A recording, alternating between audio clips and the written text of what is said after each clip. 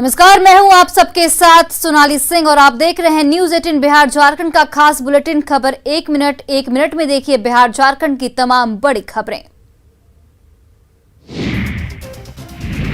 करगिल दिवस के मौके पर दानापुर में बिहार रेजिमेंट सेंटर में एक कार्यक्रम का आयोजन किया गया और शहीद जवानों को श्रद्धांजलि दी गई। शहीद स्मारक स्थल पर पुष्प चक्र अर्पित कर सलामी दी गई। इस मौके पर जनरल राजपाल पुनिया ने कहा कि शहीद जवानों की वजह से ही आज हम सुरक्षित हैं। वीर जवानों पर देश को गर्व है। सिवान के रंभू सिंह 20 जून 1999 को दुश्मनों से लोहा लेते हुए देश के लिए शहीद हुए थे। आंध्र प्रखंड के चित्तौड़ गांव में लगी शहीद शंभू सिंह का स्मारक गांव के नौजवानों को प्रेरित करता है। परिजनों को थोड़ी शिकायत है, लेकिन उससे ज्यादा अपने लाल पर गर्व है। पूर्णिया के शक्तिनगर में रह रहे भागलपुर के मदरौनी गांव के निवासी प्रभाकर सिंह शहीद हुए थे। शहीद के परिवार उनके जाने से दुखी तो हैं, लेकिन उनकी शहादत पर उन्हें गर्व है। इस दिन 1999 में पाकिस्तान के खिलाफ भारतीय सेना ने जीत हासिल की थी। भारत को मिली जीत के 22 साल पूरे होने की खुशी में देश भर में जश्न का माहौल है।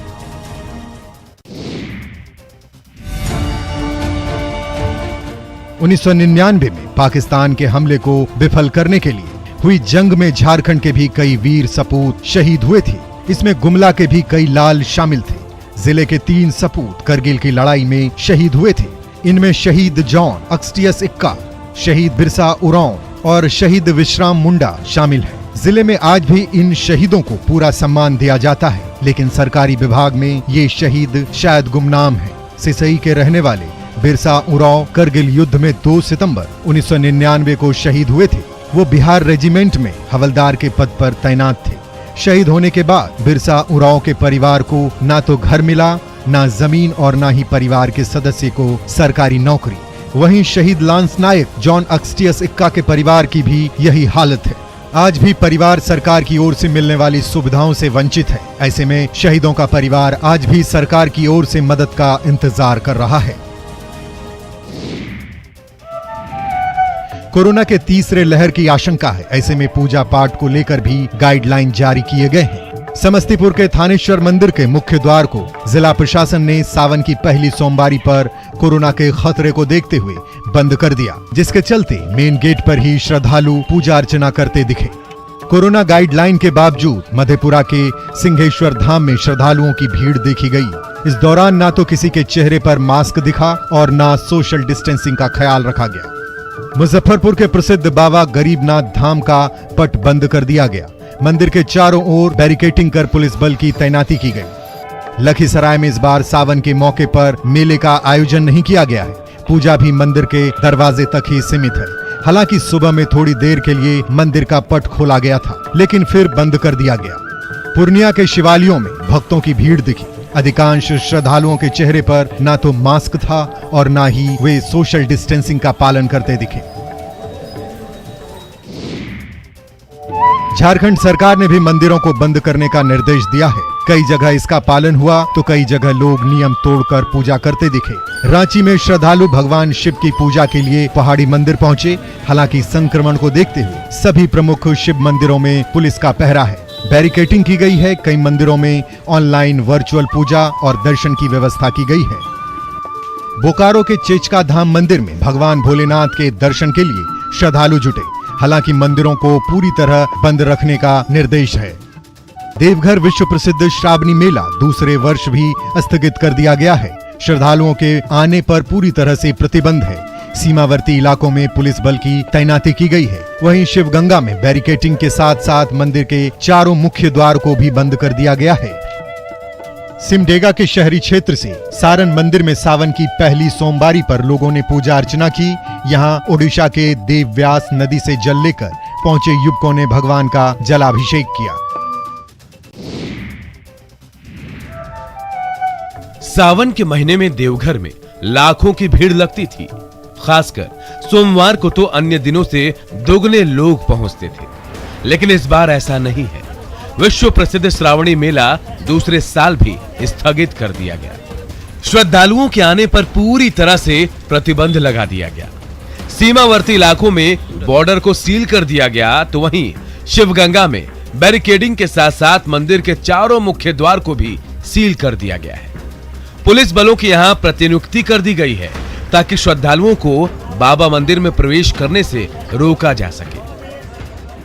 सुरक्षा को लेकर के सभी तरफ हमारे फोर्स लगे हुए हैं, ऑफिसर्स लगे हुए हैं और सरकार की जैसे आदेश है कि कोरोना को लेकर के मंदिर बंद है, उसको देखते हुए डेल्टा वेरिएंट को देखते हुए हम लोग सुरक्षा व्यवस्था को कड़ी की। दरअसल कोरोना की तीसरी लहर की आशंका जताई गई है। ऐसे में सरकार कोई जोखिम नहीं लेना चाहती। कतार में बच्चियां और महिलाएं, ये नजारा है झारखंड के धनबाद का, जहां सावन के मौके पर भक्तों ने गाने बजाने के साथ शिव जी की कलश यात्रा निकाली है। धनबाद की महिलाओं ने कुल 291 कलश के साथ शिवलिंग पर जलाभिषेक का आरंभ किया। कहते हैं कि भगवान भोलेनाथ की पूजा करने से कुंवारी कन्याओं को अच्छे वर की प्राप्ति होती है, इसलिए कुंवारी कन्याएं भोलेनाथ के लिए विशेष रूप से व्रत रखती हैं। चलो बुलावा आया है, बाबा ने बुलाया है, कुछ ऐसे ही नारों के साथ रविवार को कांवरियों की टोली शिव गणेश मंदिर के लिए निकली, जिसमें दूर दूर तक महिलाएं ही नजर आ रही थी। इस मौके पर कई सांस्कृतिक और धार्मिक कार्यक्रम का भी आयोजन किया गया, जिसमें इलाके के सभी श्रद्धालु शामिल हुए।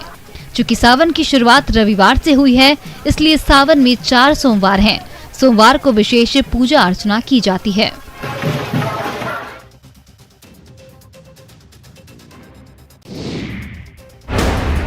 दरभंगा के कई इलाके बाढ़ से प्रभावित हैं। यहां तक कि कुशेश्वर स्थान भी बाढ़ के पानी में डूब गया है।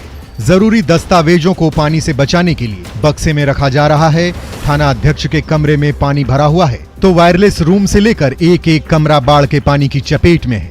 1 इंच जगह नहीं है जहां पानी नहीं जमा हो।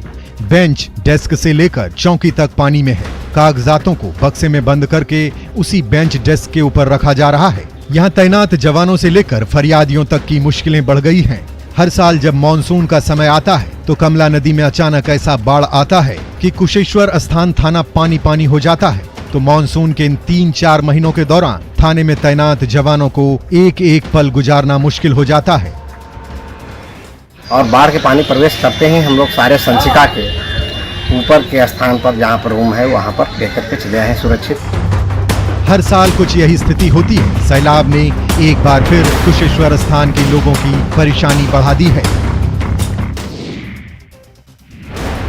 बरसात के मौसम में बकरा नदी कहर ढा रही है। बहाव के रास्ते में पड़ने वाले गांव, गली, मोहल्लों और मकान का नामो निशान नदी मिटाती जा रही है। अब तक सैकड़ों एकड़ उपजाऊ खेत नदी में विलीन हो चुके हैं। दर्जनों घर ध्वस्त हो चुके हैं। अब बारी है वार्ड नंबर 9 की।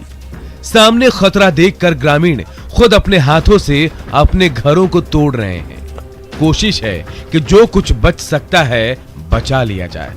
हर साल बकरा नदी कुछ इसी कदर कहर मचाती है। कभी गांव के गांव का नामो निशान मिटा देती है, तो कभी गली मोहल्लों को तहस नहस कर देती है। अब जब आशियाने के अस्तित्व पर संकट खड़ा हो गया तो ग्रामीण उसे अपने हाथों से तोड़ने को मजबूर हो गए हैं। नदी सब कुछ मिटाने पर तुली है। ऐसे में बस्ती के लोगों को समझ में नहीं आ रहा कि क्या करें। जिन घरौंदों को पूरी जिंदगी गुजारने के लिए बनाया था, आज खुद उसके टुकड़े करने पड़ रहे हैं।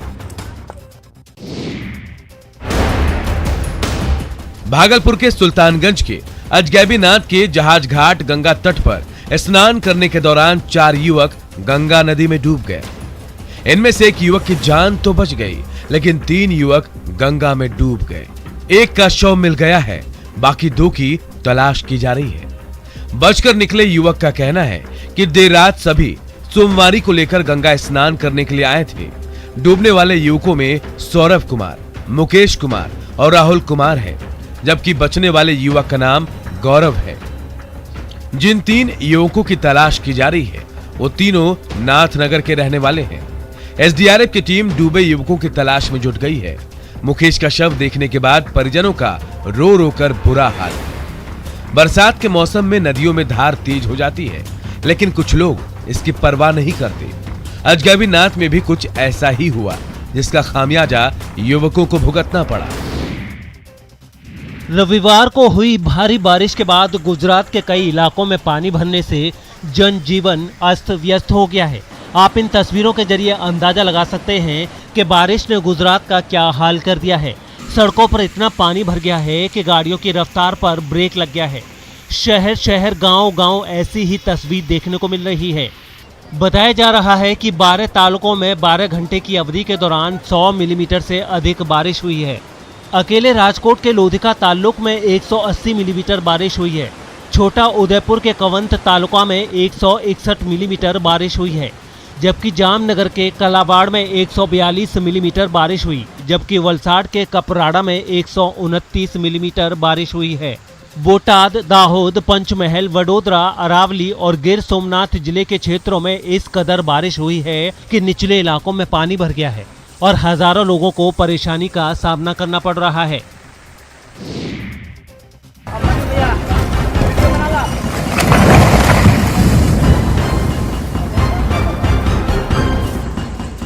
यूपी के लखीमपुर खीरी में पहाड़ों पर हुई बरसात की वजह से बाढ़ का खतरा मंडरा रहा है। लखीमपुर के निगासन से आई ग्राउंड जीरो की इन तस्वीरों को देखकर आप यहां की स्थिति का अंदाजा खुद लगा सकते हैं। बताया जा रहा है कि बनवासा बैराज से लगातार पानी छोड़े जाने से लखीमपुर खीरी में शारदा नदी खतरे के निशान से ऊपर पहुंच गई है। न सिर्फ शारदा बल्कि घाघरा और मुहाना नदियों में पानी बढ़ने से निचले इलाकों में कटान होने लगा है। खास बात यह है कि एक महीने के अंदर 40 से ज्यादा मकान शारदा में समा भी चुके हैं।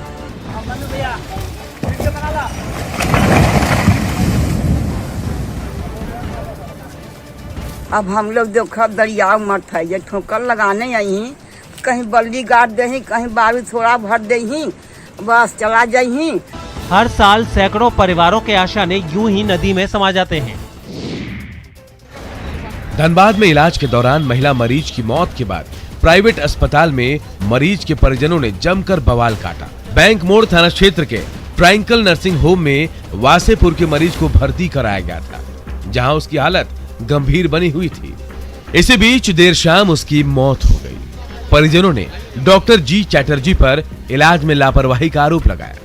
मरीज की मौत के बाद नाराज लोगों ने अस्पताल में तोड़फोड़ की, साथ ही डॉक्टर की जगह कंपाउंडर से इलाज करवाने और इलाज के नाम पर मरीज पर टेस्टिंग किए जाने का भी आरोप लगाया। हंगामे की जानकारी मिलने पर पुलिस भी मौके पर पहुंची, तब जाकर मामले को शांत कराया गया। परिजनों का कहना है कि सुबह से भर्ती कराए थे, फिर भी जो है इलाज के लिए कोई डॉक्टर नहीं है और उसका एक लिखित दिए हैं और डॉक्टर चटर्जी के विरुद्ध में FIR दर्ज हो रहा है। परिजनों के लिखित शिकायत के बाद पुलिस पूरे मामले की छानबीन कर रही है।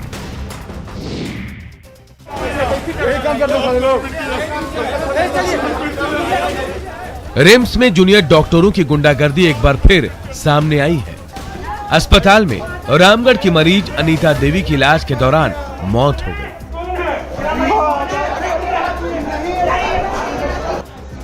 इसके बाद डॉक्टर मरीज के परिजनों की ओर से माफी मांगे जाने के बाद ही डेड बॉडी देने पर अड़ गए।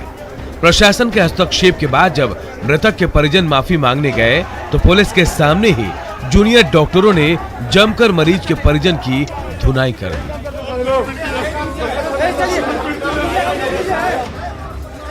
जानकारी के मुताबिक पीजी डॉक्टर हिमांशु शेखर की ओर से मरीज के परिजनों की जमकर पिटाई की गई और उनके कपड़े भी फाड़ दिए गए।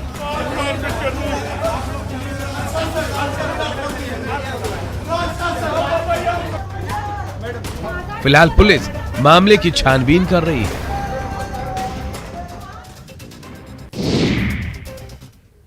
और फिलहाल रुकते हैं एक छोटे से ब्रेक के लिए।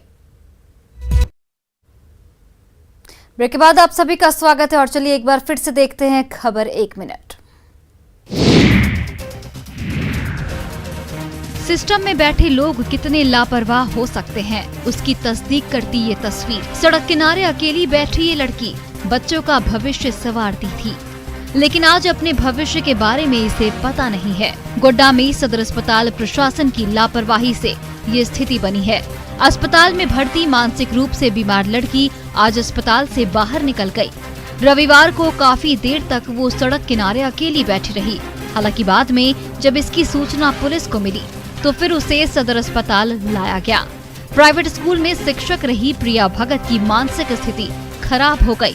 परिजनों ने भी सदर अस्पताल में भर्ती कराकर पल्ला झाड़ लिया। बाद में प्रिया भगत के हंगामा करने पर अस्पताल में एक महिला पुलिसकर्मी की तैनाती की गई थी, लेकिन बाद में उसे भी हटा दिया गया। भला हो कुछ लोगों ने सड़क किनारे बैठी प्रिया को देख लिया, नहीं तो अगर कहीं दूर निकल गई होती तो फिर तलाश करना भी मुश्किल होता।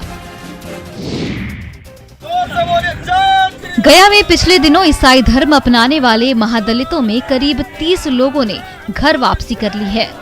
हिंदू जागरण मंच की पहल पर नैली पंचायत के दुबहल गांव के महादलितों ने फिर से हिंदू धर्म अपनाते हुए शपथ ली है कि वे अब हिंदू संस्कृति से ही जुड़े रहेंगे। हिंदू जागरण मंच ने इन लोगों को भगवा वस्त्र, हनुमान चालीसा और लॉकेट देकर सम्मानित किया। साथ ही महिलाओं को साड़ी देकर सम्मानित किया गया।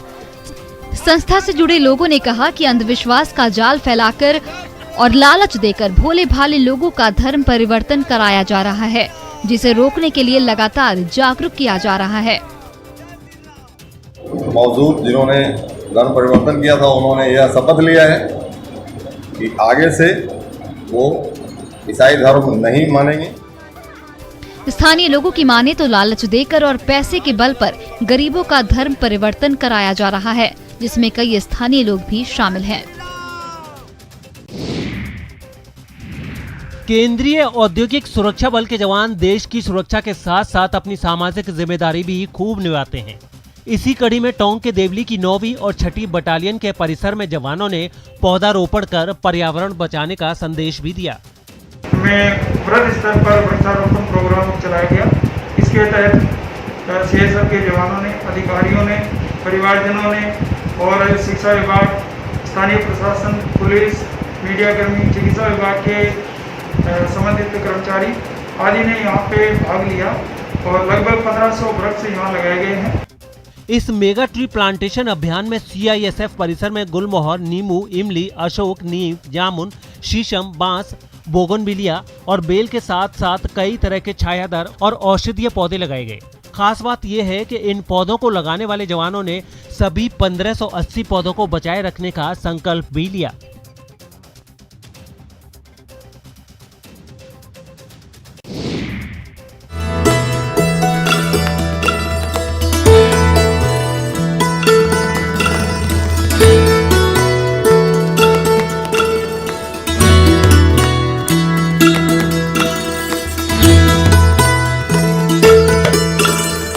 गुजरात के डांग में फिर पर्यटकों की भारी भीड़ उमड़ने लगी है। यहाँ के गिरिमाल झरना, जिसे गिरा वाटरफॉल्स भी कहा जाता है, उसे देखने के लिए हजारों लोगों की भीड़ उमड़ रही है।